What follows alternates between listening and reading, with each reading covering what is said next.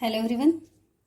आज आपण न्यूमेरिकल्स घेणार आहे आणि इम्पॉर्टंट फॉर्म्युले याच्या आधी पण आपण लिहून ठेवलेली आहे. Rate of reaction, decrease in concentration of reactant with respect to time और increase in concentration of product with respect to time. हा एकच फॉर्म्युला झाला होता आपला आणि 9 न्यूमेरिकल आपले झालेले आहे. आज आपण पुढचे काही फॉर्म्युले जे आहे हे लिहून घेणार आहे आणि त्या फॉर्म्युलावरून मग आपण आजचे न्यूमेरिकल सॉल्व करणार आहे. तर नेक्स्ट फॉर्म्युला जो आहे तो कशासाठी आहे ते पहा. ते आहे integrated rate equation for first order reaction.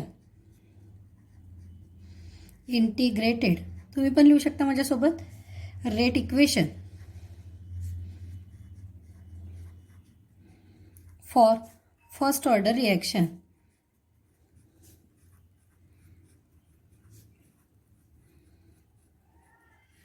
चला सांगा काय integrated rate equation. K equal to 2.303 divided by T log to the base 10 concentration of A0 divided by concentration of AT. दिसते ना. आता सगळ्यात महत्त्वाचं प्रत्येक टर्मचा इथे अर्थ आहे. वेअर के इक्वल टू, आता के म्हणजे काय आहे तर के म्हणजे असते रेट कॉन्स्टंट. प्रत्येकाचा अर्थ लिहू. Rate constant. Very good. असं सांगितलं हा अर्थ. टी म्हणजे काय असतो इथे टाईम. A0 म्हणजे काय आहे इनिशियल कॉन्सन्ट्रेशन. Initial concentration. जर टर्मचा अर्थ तुम्हाला माहीत आहे तर मग तुम्हाला खूप इझिली कोणतंही न्यूमेरिकल सोडवता येते. AT म्हणजे काय तर याला म्हणतात कॉन्सन्ट्रेशन ॲट टाईम टी.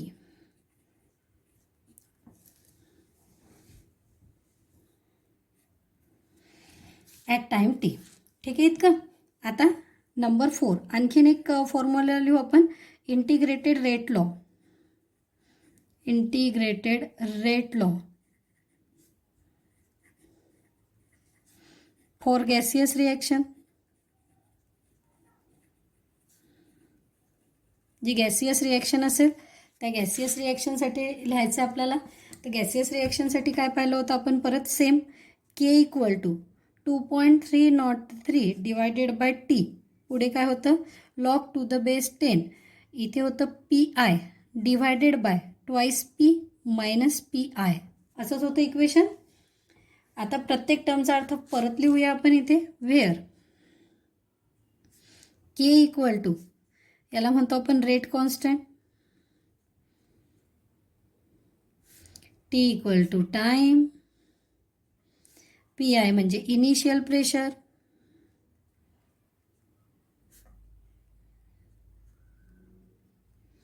आणि P म्हणजे total pressure. Total pressure of reaction mixture.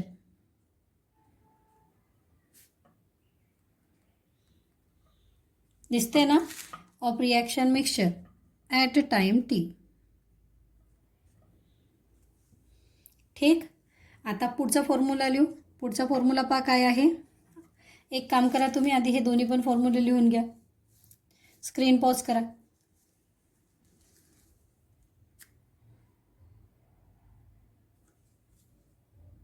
Wow झालं. आता काय लिहायचं आहे तुम्हाला. पुढचा फॉर्म्युला कोणता होता आपला तर half life period.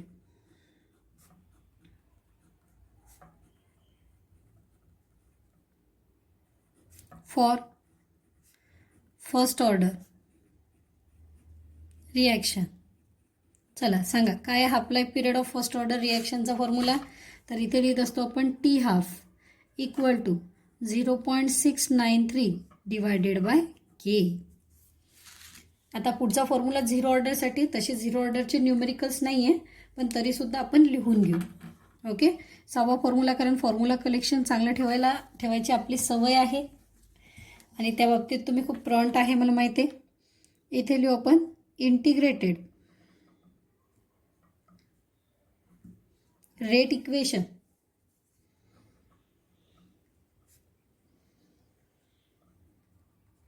For zero order reaction.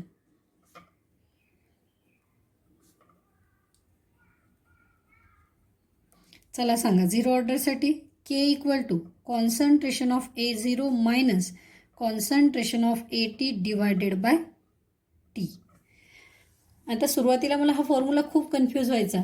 मग मी काय केलं, असं डोकं लावलं की दोन्ही पण रिॲक्शनमध्ये इनिशियल कॉन्सन्ट्रेशन इनिशियली म्हणजे आधी आहे. तर न्यूमरेटर डिनॉमिनेटरच्या आधी येतो, तर हे पक्क डोक्यात बसलं की इथे इनिशियल कॉन्सन्ट्रेशन आधी लिहायचं आणि इथे पण इनिशियल कॉन्सन्ट्रेशन आधी. आता प्रत्येक टर्मचा अर्थ तर तुम्हाला माहिती आहे, तर परत लिहायचं काही काम नाही, पण जर पाहिजे असेल तर लिहून घ्या. वेअर के इक्वल टू काय म्हणतो, केला रिवाईज होऊन जाते सांगा, rate constant. Very nice. Concentration of A0 म्हणजे काय आहे, इनिशियल कॉन्सन्ट्रेशन.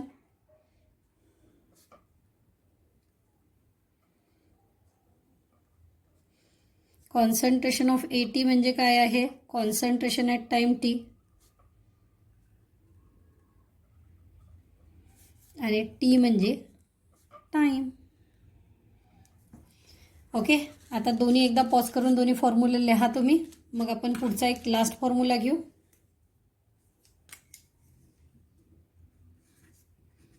फॉर्म्युला आहे हाफ लाईफ पिरियड ऑफ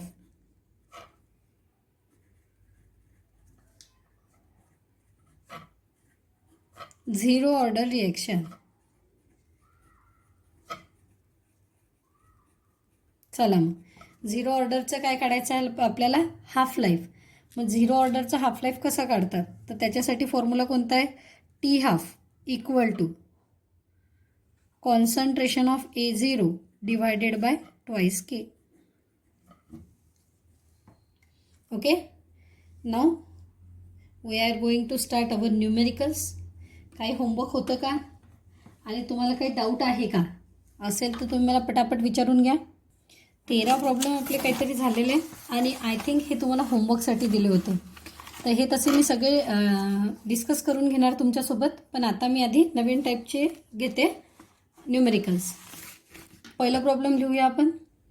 हा न्यूमेरिकल काय दिलेला आहे, the half life of first order reaction is 990 second if the initial concentration of reactant is 0.08 mole per dm cube. What concentration would remain after 35 minutes? आता सगळ्यात आधी काय काम करायचं, तर गिव्हन शोधायचं की याच्यात काय काय दिलेलं आहे, काय सोडवायचं आहे. तर कोणतंही प्रॉब्लेम जे आहे हे प्रॉब्लेम कमीत कमी 2दा-3दा वाचायचं. हां, ठीक आहे. The half life of first order reaction is half life. मग हाफ लाईफचा सिम्बॉल कोणता घेत असतो आपण, सगळ्यांना माहिती आहे, T half. First order reaction आहे 990 सेकंद. इफ द इनिशियल कॉन्सन्ट्रेशन काय दिलं तुम्हाला, इनिशियल कॉन्सन्ट्रेशन कोणता सिम्बॉल यूज करता, कॉन्सन्ट्रेशनसाठी A0 किती दिलं initial concentration, 0.08 mole per DM cube. What concentration would remain after 35 minutes, time दिलेला आहे T 35 मिनिट. आता पहा वरचं कशात दिलं, सेकंद, हे मिनिटमध्ये, तर सगळ्यात आधी याला सेकंदमध्ये कन्वर्ट करा. 35 मल्टिप्लाइड बाय 60, ठीक आहे, सेकंद. आता काय म्हटलं तुम्हाला की to find what concentration would remain after 35 minutes ना, म्हणजे काय सांगितलं तुम्हाला, कॉन्सन्ट्रेशन आफ्टर टाइम T किती झालं ते 80 इक्वल टू काय लिहू आपण, क्वेश्चन मार्क. ठीक आहे. आता सगळ्यात आधी काय करायचं ते पहा. Half life period is given by, half life is given by कोणतं इक्वेशन आहे, T half equal to 0.693 divided by K. मग के साठी काय भेटते आपल्याला, 0.693 डिवायडेड बाय 990. ठीक आहे, असंच राहू द्या कारण के तर तुम्हाला विचारलेला नाही आहे. मग integrated rate equation is, integrated rate equation is, मग फर्स्ट ऑर्डरसाठी इंटिग्रेटेड रेट इक्वेशन काय आहे, K equal to 2.303 divided by small T log to the base 10 concentration of A0 divided by concentration of AT. आहे ना. मग आता याच्यातलं AT विचारलं तर ही पूर्ण टर्म अशीच्या अशी राहू द्या. Log of concentration of A0 divided by concentration of AT. बाकी इकडे पाठवून द्या. हे KT डिवायडेड बाय 2.303. आता तुम्ही पूर्ण RHS आधी सोडवा. Kची व्हॅल्यू ही इथे काढली, किती आहे 0.693 डिवायडेड बाय 990. टीची व्हॅल्यू किती आहे तुमची 35 इंटू 60. वर लिहिलं ना पहा, दिसलं का? 35 इंटू काय आहे 60, म्हणून ती लिहून टाका इथे 35 मल्टिप्लाइड बाय 60 आणि खाली काय आहे 2.303. मग सगळ्यात आधी आपण याला पूर्ण याला सोडवून घेऊ. तर सगळ्यात जास्त इंटरेस्टिंग पार्ट आहे तुमचा हा 0 0 कॅन्सल करणे. गेला. त्याच्यानंतर 3 2 6, 3 त्रिक 9, 3 त्रिक 9 चालते. आता मग आणखीन शॉर्ट झालं. हे कसं झालं पहा, 0.693 मल्टिप्लाइड बाय 70, 35 2 70 ना, आणि 2.303 मल्टिप्लाइड बाय 33. आता वरच्याचा लॉग आणि खालच्याचा लॉग कॅल्क्युलेशन करूया आपण. तर साईडमध्ये इथे करूया. मग 0.693 आणि 70चा लॉग पाहूया आपण काय येतो. 0.693 म्हणजे बार 1 पॉईंट आणि 70चा म्हणजे काय झालं 1 पॉईंट. बरोबर आहे. या दोघांच्या लॉगची ॲडिशन करायची. त्याच्यानंतर हे जे राहिलेले दोन आहे 0 पॉईंट आणि 1 पॉईंट यांच्या पण लॉगची काय करून टाकू आपण ॲडिशन. कॅल्क्युलेशन साईडला करू शकता तुम्ही. मी थोडे जास्त इकडे आणलेले. लॉग पाहून लिहा. काढा तुमचं उत्तर, मग चेक करून घ्या की माझ्यासोबत आन्सर किती येते ते. हे लॉग लिहिले मग आपण पाहून. 7 + 1 8, 0 + 5 5, 4 + 4 8, 8 + 8 16, कॅरी 1 + 1 - 1 कॅन्सल म्हणजे हा 1.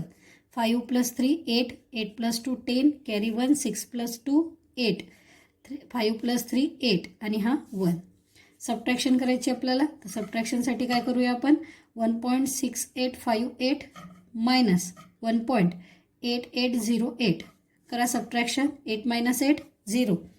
त्याच्यानंतर 5 - 0 5, अगेन 8 - 8 0, 16 - 8 8, कॅरी 1, 1 - 2 तर -1. ठीक आहे. आता याचा काय पाहायचं आपल्याला अँटीलॉग. मग हे कशाचं आन्सर येऊन राहिलं आपलं log of concentration of A0 divided by concentration of AT equal to काय येते आपलं. तर याचं काय पाहायचं आपल्याला अँटीलॉग पाहायचं म्हटलं ना.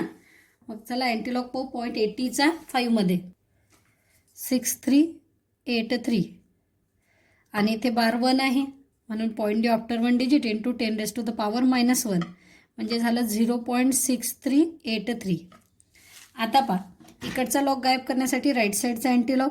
तर इथे लिहू concentration of A0 divided by concentration of AT equal to antilog of. कशाचा अँटीलॉग पाहिजे तुम्हाला 0.6383.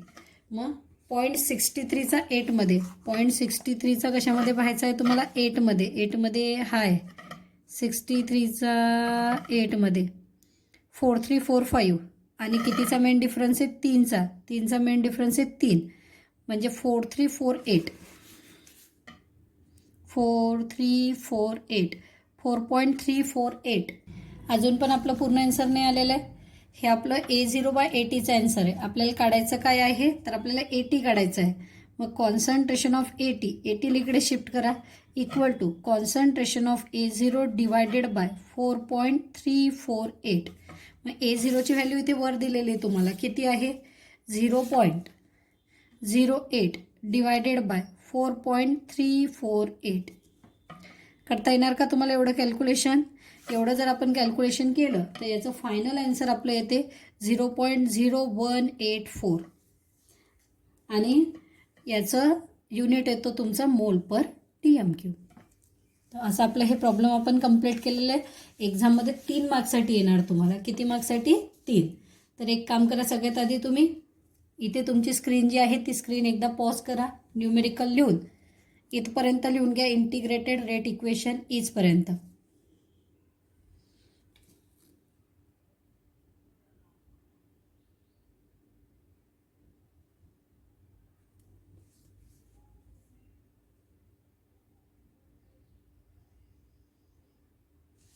आता खालचं एकदा परत पॉज करून इथून स्टार्ट करा.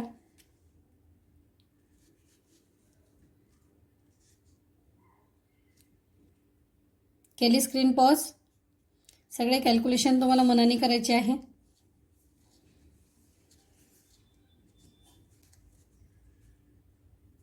समजलं? चला आता आपण नेक्स्ट प्रॉब्लेम सोडवूया.